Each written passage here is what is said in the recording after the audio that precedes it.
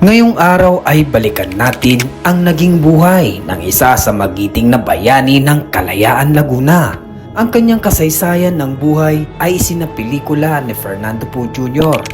na kung saan ay nanalo si The King bilang pinakamahusay na aktor ng FAMAS noong 1972. Alam niyo ba na ang pelikulang ito ay hango sa tunay na buhay?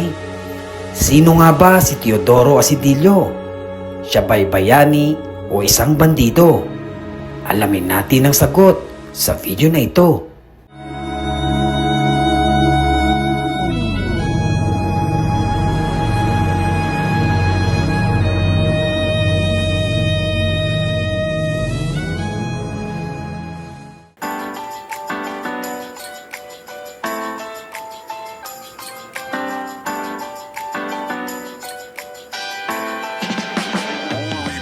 Si Rai TV ang bahala. Kay Rai TV magtiwala. Lahat ng trivia niya'y pasok. Kumusta kayo mga Dre? Welcome sa Rai TV. Ito yung Barangay Longos. Ito yung sentro ng gobyerno at ng pananampalataya noon. Way back 1669. Pero sa ngayon, ang Barangay Longos ay tumatayo na lang isang barangay ng bayan ng Kalayaan. Ang seat of government ngayon ay nasa Barangay San Juan at ang pangalan ng aming bayan ay Bayan ng Kalayaan. Po mismo sa lugar na to, tinali siya. Dito. Yung ekes dito, Lapit. dito tinali siya dito.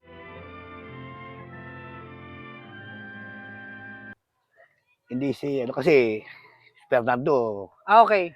Pero si Fernando yun, kaya lang, Double. double. Okay. Ito sila kay ekes. Okay. Ngayon, yung akasya niya, medyo maliit pa. Siguro Pero- mga 1/3 pa lang na yan. Yari. Okay. Dito mismo yun. Dito yung mismo, yung, Yung sa movie. sa palabas. Okay. Pero yung totoong Asidillo, saan siya tinali that? Aba, hindi, misa sa Tanawan, meron din doon. Doon talaga Oo. nangyari yun. Yung, nangyari din doon. Ah, Di ba yung nahuli siya? Apo, di ba Di ba doon siya pinatay sa may sa may Falls. natanggal niya Pero yun, malayo. Doon lang yung kubo. Okay. Hindi totally, wala yung falls doon. Ibang location na yun. Okay. Kumbaga, yung ginamit sa na location, iba doon sa Etong Longos saka yung okay. San Antonio. Pero ito, yung Yung, panahon ni FPJ, ito. andito na tong akasya na to. Maliit pa, mga 1/3 lang na yan. Talaga? So, ang tagal na pala nito. Matagal na. Pero wala pa to, yung grotto. Wala pa to. Wala pa yan. Dito mismo yan, yung spot na to. Ito, yung spot na to, yung Kasi nilagyan lang dito nilagyan ng ekes. Opo. Doon siya tinali. Hmm. Yun doon naman, sa taas, yun? Nung siya magtanggal lang, nagmamaka nila, nagtanggal lang, doon niya tinanggal yung kanyang, tikanting. Oo nga, Hmm. nabalita nga yun. Ah. Kaya tapos, tsaka siya, At yung pinanganak na yung Hulya, yun talagang, anak talaga niya, yung Asidillo. Asidillo. Ang Lola Hulya. Oh. Pero yung nagpapaanak,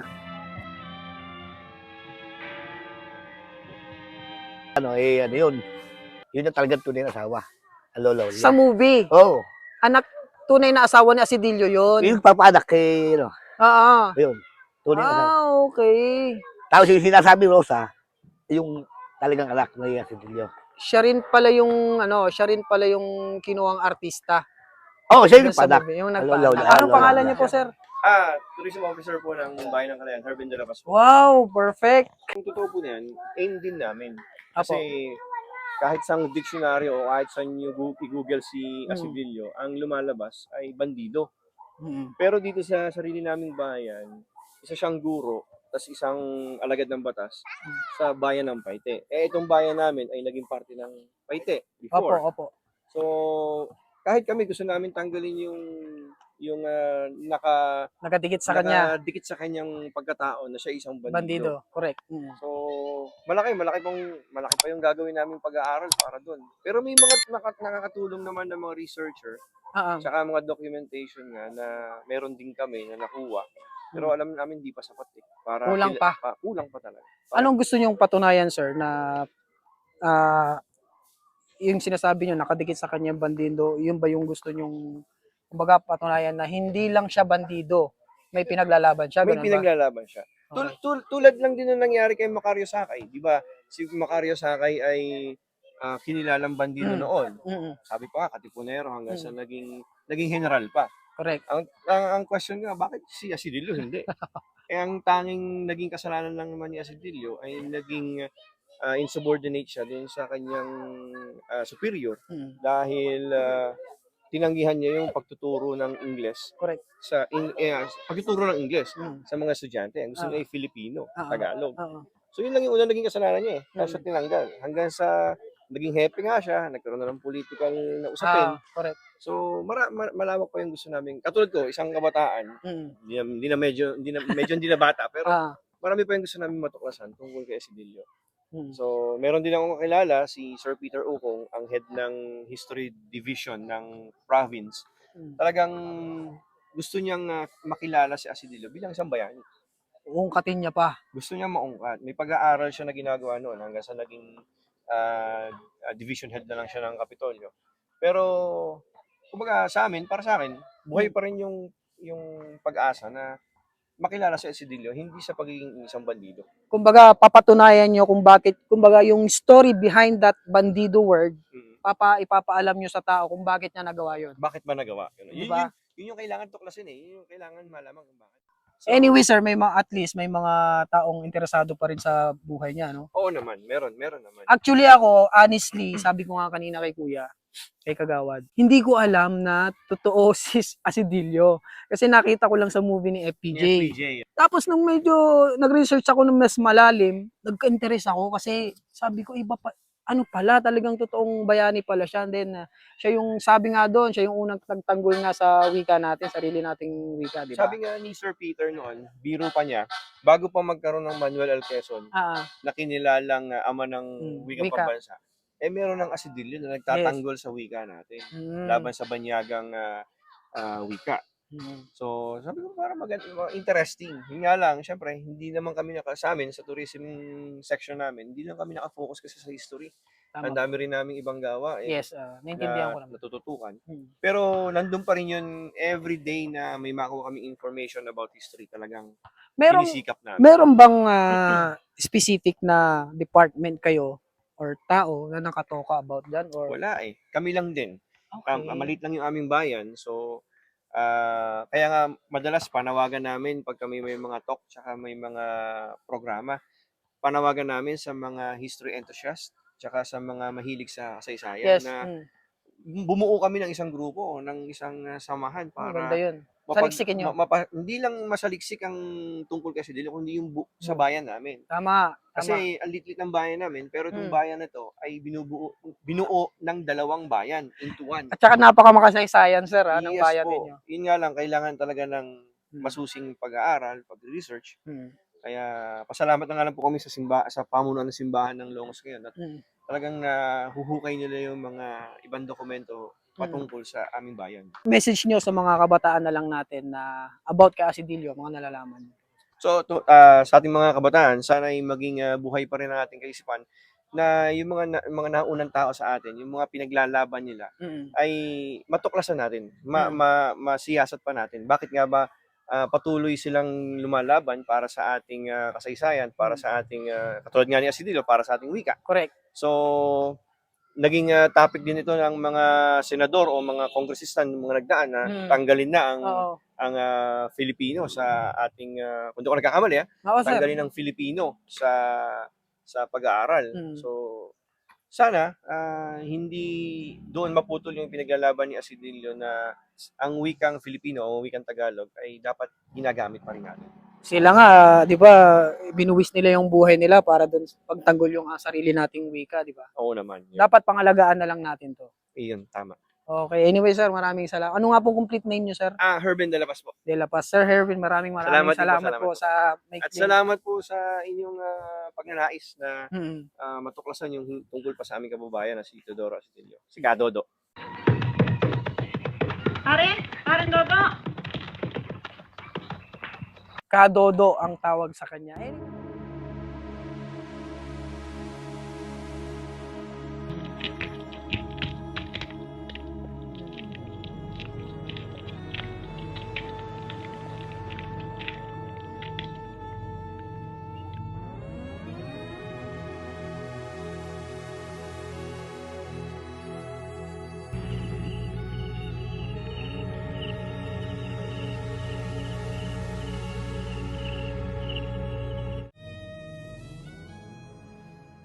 Pagkatapos kong makausap si Sir Herben, ay agad kaming tumulak upang magtungo sa Barangay San Antonio, na kung saan ay mas maraming kwento ang naghihintay sa amin tungkol sa buhay ni Asidilio. Sa Barangay San Antonio din kinunan ang kabuuan ng pelikula ni FPJ, kaya't nais ko itong puntahan upang maipakita sa inyo. Puntahan natin ang mga tumatak na location na ginamit ni The King sa pelikula.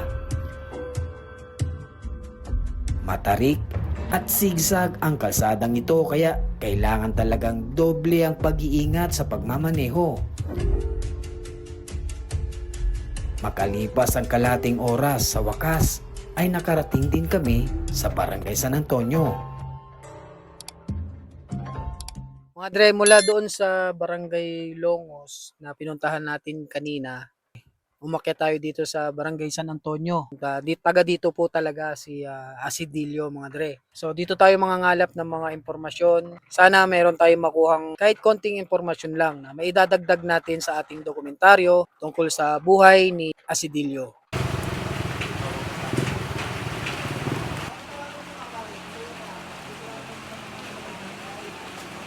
Nagtanong ako dito sa kanilang barangay kung sino ang aming maaaring kausapin upang mangalap ng mga impormasyon tungkol sa naging kasaysayan ni Teodoro Asidilio na pwede nating ibahagi sa inyo. At isang tao lang ang kanilang binanggit na siguradong makakatulong sa amin.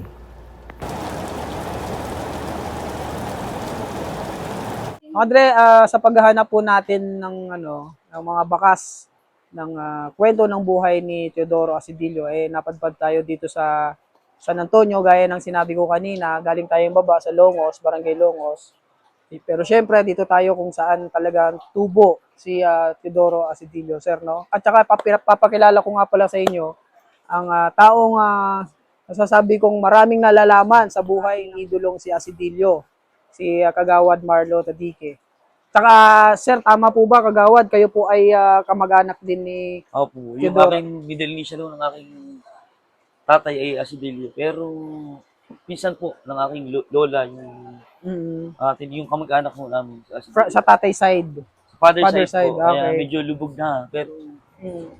sa mga bagay, lahat po ng Asidilio dito sa aming barangay ay talagang kamag-anak pa rin po talaga. Tatanong ko lang muna bago tayo mag-umpisa, sir. Galing kami sa inyong barangay, may mga tao doon kayo yung tinuturo about sa information about kay Asidilio. Bakit po? Kasi sir, hilig ko talaga na hanapin yung, ang tawag doon, hanapin yung pinagmulan ng aming barangay na dating bayan. Paano ba nagsimula ang bayan ng San Antonio? Paano naging barangay? Gusto ko lang hanapin yung history, yung tradition dito sa aming barangay na paano kami naging bayan, inasikto kami ng bundok. Ano yung pinagdaanan ba ng sir, ng bayan namin, ng barangay namin na ito'y naging bayan? Anong nangyari? Bakit naging ganun? Pero saksi ho, si Kadodong Asidilio, Apo. yung pong kanyang palayaw, na siya po ay pinaglaban niya yung lupang sinilangan. Sabi nga po dun sa kanyang pinikula nung sinabuhay ni FPJ, San Antonio! Hindi ako maaaring magtaksil sa'yo!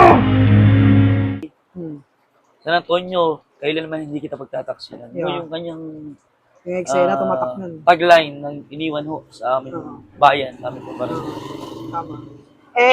Pwede bang bigyan nyo kami ng, bago tayo pumunta kay Asidilio, sir, bigyan nyo man kami ng konting recap, ng history about dito sa barangay ng San Antonio. Bali sir, ang barangay San Antonio kasi, ang sinasabi ho sa amin ng mga mas nakakatanda noong una pa, dahil ako po ay nagsilbi sa aming parokya, ng 15 taon bilang sakristan, siyempre alam ko po yung mga kuro-kuro, mga pinag-uusapan ng mga mas nakakatanda ho sa atin, ay ang palatandaan ho ng isang lugar ay naging isang bayan ay simbahan.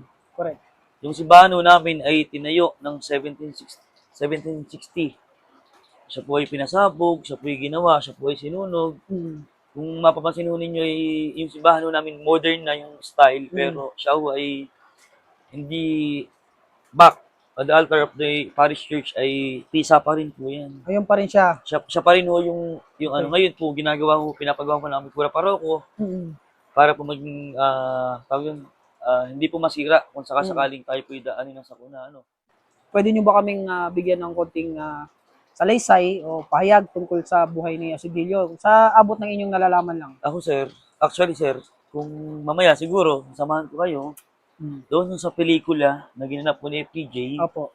hindi ko lang sure ngayon kung yung bintana na ginamit ni FPJ bilang siya si Dodong Asidilio ay nandun pa sa bahay na yun. Ngayon po panahon. Okay, yung Parang yung andun bahay pa na rin yun, ho. nakatirik pa ba yung bahay? Nakatirik pa po yung bahay Oo, na kailangan kanyang natin tinuluyan. puntahan yan. Yung bintana ho, yung bintanang ginamit, Mm. parang yun pa rin ho sa amin yung pagkakaalam. Okay, Hindi ko nababago. okay. Pero sir, si Dodo Asidilio ho ay, actually sir, ako po ay dati ho akong chairman ng Committee ng Tourism sa Barangay San Antonio, nung ako ay SK chairman. Mm. Ngayon ho, ako ay vice chairperson ng Committee ng Tourism. Ang gusto kong mangyari sir, dahil si Dodo Asidilio ay tubo at dugong San Antonio, gusto ko siyang ideklara sa aming barangay bilang isang lokal na bayan. Bakit po? Tama. Si Dodong Asidilio ay isang guro. Paano tayo sinakop ng mga Amerikano? Ang gusto pong mangyari ng mga Amerikano, ang gamiting lingwahe ng mga Pilipino ay English. Kaya ho, dumating na lumaban ho si Dodong Asidilio. Si Dodong ho ay lumaban para ipaglaban yung wikang Pilipino. Yan po yung ginawa. Siya ho ay nagturo sa Paite, sa eskulo, sa isang paaralan ho sa Paite, nung panahong iyon. Dahil nga po siya ay inuusig ng pamahalang Amerikanong nagsumasakop sa ating bayan, ay siya ho'y umakyat muli sa Barangay San Antonio upang hikayatin na siya ay tulungan na ipaglaban ho yung wikang Pilipino. Yun po yung nangyari, sir. Kaya siguro, ang dating ho sa atin ng mga uniform personnel, dati pong PNP, sa atong AFP, si Dodo Asidilio ay Kalaban ng gobyerno. gobyerno. Pero yung ipinaglalaban niya ay hindi para sa history. Hindi para sa kundi para sa atin pong mga lehitimong Pilipino na nasakop ng Amerikano. Yun sir, yung pagkakaalam ko na gusto kong gawin talaga sir. Ngayon inaayos ko yung ordinansa. Gusto kong kilalanin. Tama. Si Dodong Asidilio bilang lokal na bayan. Bakit no? Hindi dahil ako yung may lahing Asidilio. Gusto ko pong ipakita at ipakilala sa amin yung pamayanan na meron kami Dodong Asidilio na hindi lamang naging bayani sa aming bayan. Naging bayani sa buong Pilipinas kasi pinaglaban niya ho ang wikang Pilipino nung panahon siya ay guro. Alam nyo sir, ito honestly sa sarili ko lang to. Dahil nga nung nalaman ko yung history ni Teodoro Asidilio, Dodo, ine-expect ko, sorry sa inyo sir, pasensya na, pero ine-expect ko, alam nyo kung ano, may makikita akong bantayog ni Asidilio dito sa inyong barangay, dito sa inyong bayan, pero wala akong nakita. Yun, Bakit sir. ganun, sir? Yun yung gusto kong mangyari, sir. Actually, nakita niyo po yung welcome art namin. Opo. The original program of works, may estatwa ho, may bus ni Dodong Asidilio. Kaya lang ho, dahil marami tayong proseso sa gobyerno, medyo hindi pumapayag. Yung panahon yun. Pero sir, ngayon, kung mapapansin niyo, meron po kami diyang covered court. Dahil ako yung dating SK, pina-adjust ko po. Opo. Nagtira po ko ng siguro or more or less 100 square meter. Gusto ko siyang ideklara bilang pantayog ni Dodong Asidilio.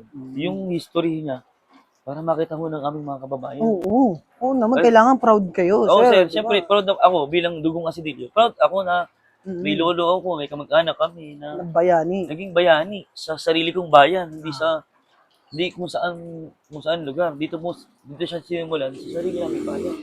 Sabi nga kanina, wala pang na nakalakip na nga ng pangalan niya yung word na bandido.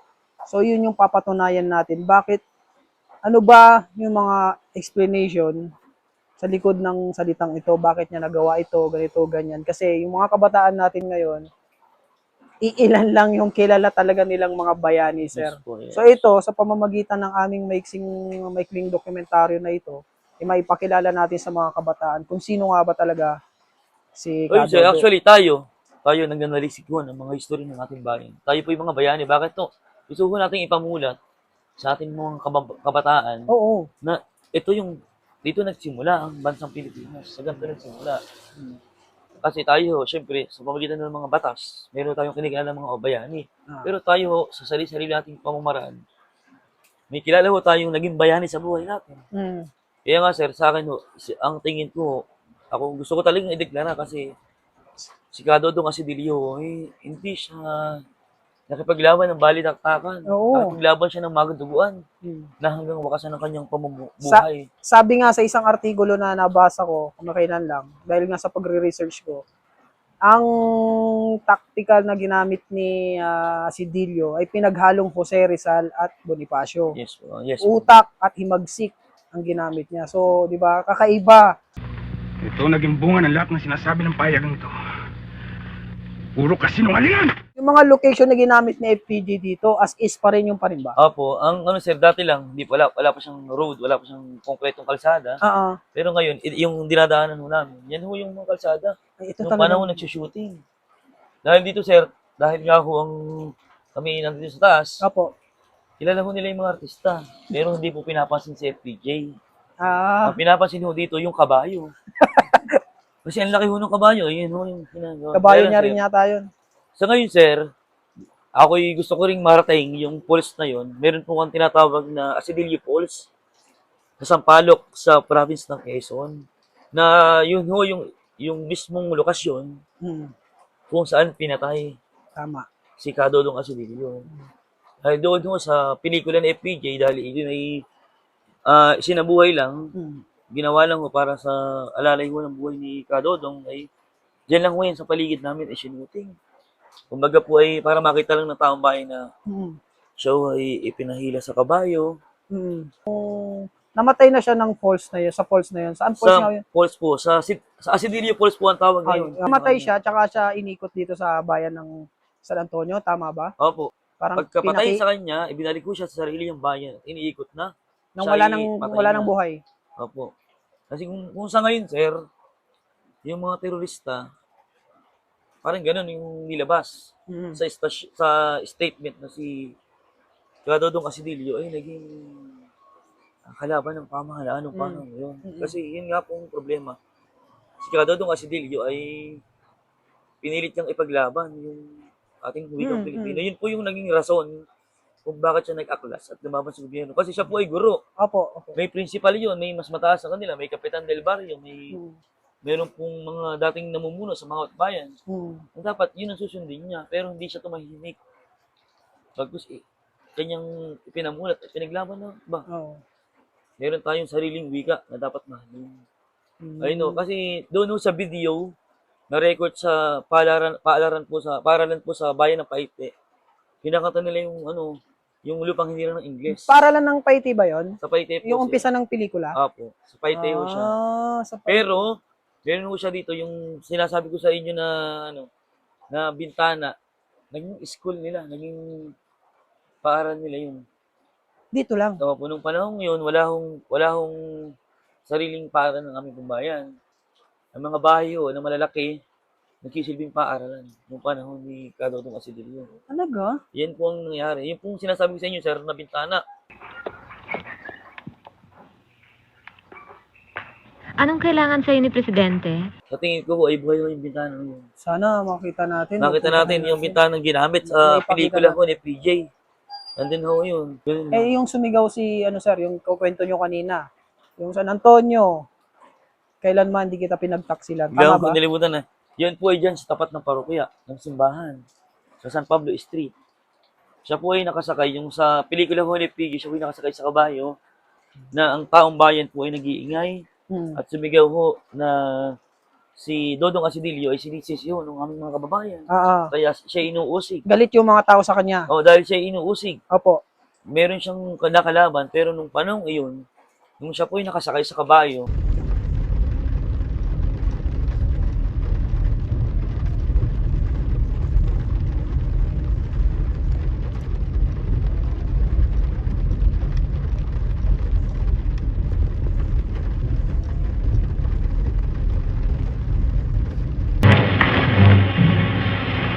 Bakit para sa isang anak ng San Antonio nang umuwi sa kanyang bayan at katakutan ng kanyang mga magulang at kapatid?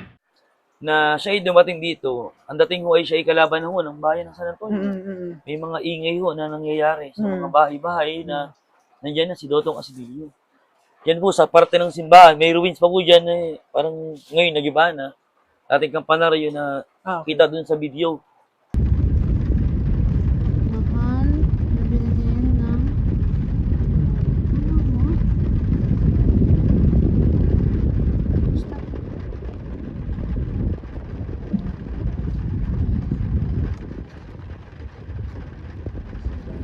Sa video ni FPJ sa kanyang pelikula na sa Alcidilio na sumigaw ho ng San Antonio, kailanman hindi kita pagtataksilan. Yun po Grabe, yung, no? yun po yung sigaw niya nang siya nakasakay sa kabayo. Kasi iba yung nasa isip ng tao eh. Ayan. O yun nga po sir. Kumbaga, niisip nila, kaaway nila si Asidilio. Kasi inuusig sila ng pamahalaan ng panahon yun kasi Oo. si Dodong Asidilio ay rehito mong taga dito. Oo nga. Kaya damay-damay na ang nangyari yung iniisip ko. Doon nga ako sa ordinance ang ginagawa ko. Gusto ko bigyan ng pagkilala yung pamilya. Yung nabubuhay pa ng kapu-apuhan. Meron pa ba? Meron pa po. Ngayon ay hindi ko lang ma-identify. Identified ho namin kung sino yung mga anak. Yung mga apo na lang ho ang nabubuhay sa ngayon. Apo sa kapu-apuhan pa. Kasi yan lang ho. Kasi yung isa ko kasing apo ay kasamahan ko bilang sakrista. So, siyempre. Parang apo sa tuhod na yun, parang ganun. Apo, kapu-apuhan pa. Lagpas pa po sa apo sa tuhod. Okay. Grabe, no? Yan po kalalim. Yung Sabagay, pinagdaan. 1935. Kadodong Asidilio po ito sa amin. Nung namatay si Asidilio nun, ano nangyari sa bayan ng San Antonio? Totoo ba yung nagkagulo? Nagkaroon ho ng oportunidad ang mga ibang lugar na kami sakupin. Yun nga ho, sir, nasakop kami ng bayan ng Paite. Nasakop kami ng bayan ng Pakil. Hanggang binalik ho kami sa sarili ng bayan. Kumbaga parang humina yung depensa ng San Yan, sir, Antonio kasi, sir, during that time. nung panahon si Dodong Asidilio inuusig, papayag ka ba na tumira ka pa sa isang lugar na inuusig? Di ba hindi? Aalis ka. Hahanap ka ng ibang tahanan, hahanap ka ng ibang lugar na kung saan alam mong inyong pamilya ay safe. Correct. Ganun, sir. Kaya yung populasyon namin, dito sa Barangay San Antonio, bayan ng San Antonio, nabawasan. Majority ng time, nabawasan. Kaya ako nangyari, nagkaroon ho ng intervention ng ibang bayan na sakupin na kami bilang barangay nila. Kaya Kasi kakunti na yung taon, lumayas na. ganun ang nangyari. Lumipat na. Kaya sir, kung sakasakali na ngayong taon, matapos ko yung ordinance ng aking ginagawa, hindi ako itatawag sa inyo para kung makita ninyo, ma-witness ninyo yung pagdeklara namin. Ay, So, nung Asidilio, kasi ang gusto kong mangyari, sir, sa barangay hall namin, maglagay kami ng bus, yung ulo lang, dibdib hanggang ulo lang ni Asidilio. Ang gusto ko pong mangyari, sa amin pong gagawing Asidilio Plaza, maliit man siya, pero gusto kong maging memorial park niya. Yun, maganda yun. Na ipalabas doon na si Dodong Asidilio ay nakagapos sa krus, nakahoy, na siya ay nakataling ganun. Yun yung sa pelikula ni PJ, yun po talaga. Yung itsura ni Dodong Asidilio nung siya ay pinatay. Pero Kaway, ang plano niyong gawin na rebulto, ganun. Sa Ribulto, para makita ko ng aming mga kabataan Ang pinagdaanan. na si Dodong Asidilio pinatay sa ganung pamamaraan. Dahil sa paglaban niya sa wikang Pilipino. No? Di ba? Kasi sir, kung ulo lang, wala natin. Yan na yun eh. Pero kung maipakita natin sa taong bayan, Correct. Tama yun. Maganda yung idea. na siya ay sinaksak.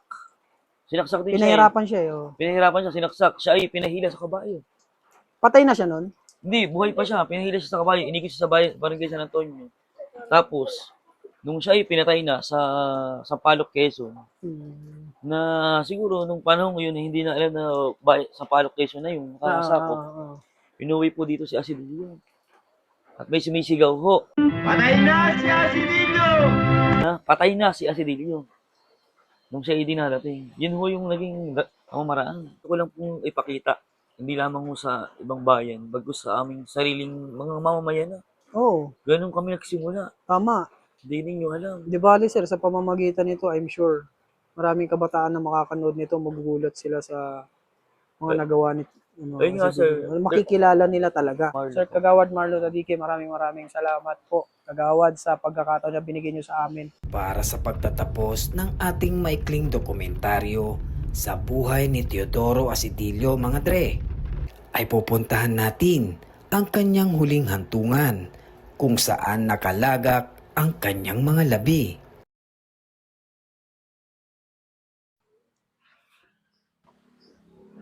Hindi natin mahanap kanina, kaya nagtanong tayo kay tatay dito na namamahala dito sa sementeryo.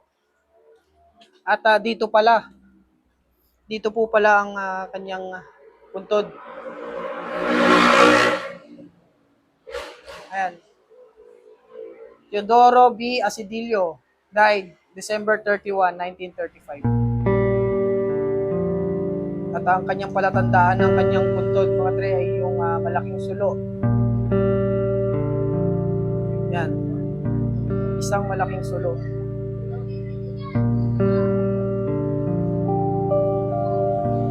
Ano kaya yung ibig sabihin ng malaking sulo?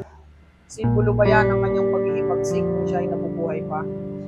Laban sa mga mapanghaping gobyerno ng Amerikano noon. So ito po siya, ang kanyang puntod. Puntod ni Teodoro Asidilio. Kaya mga dre, sinamahan tayo ni tatay dito upang makita natin ang harapan, ang himlayan ni Teodoro Asidilio. Ipalagay mo na lamang na sa aking pamumundo ay naligaw ako sa gubat. Sapagat kapag ako'y nasawi sa aking pagkikipaglaban, ang ililibing nila sa punto ay ang katawan lupa lamang niya sa dito. Kailanman ay hindi nila manangkitlan ng buhay ang aking simulayan. Asidilio! Asidilio! Asidilio! Asidilio! Asidilio! Huwag kalimutan mag-subscribe. Paalam.